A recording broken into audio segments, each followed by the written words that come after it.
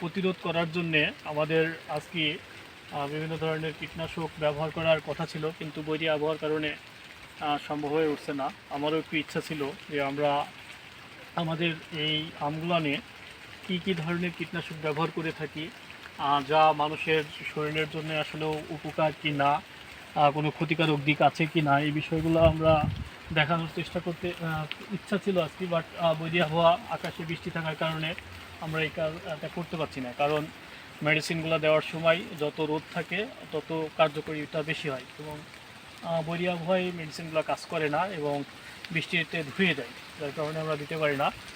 প্রিয় দর্শক, এটা আমাদের আম্রপালি বাগান। আমাদের আম্রপালি বাগানে এই যে একটা গাছ আমরা হিমসাগর। হিমসাগর, যেটা সবাই আপনারা জানেন যে হিমসাগর আমের রাজা। এটা হিমসাগর। হ্যাঁ, আমি দূর থেকে দেখে বুঝতে পারছি। হিমসাগরের টেস্ট, হিমসাগর আমের যে সুস্বাদু, এটা অন্য আমে পাওয়া খুবই কঠিন।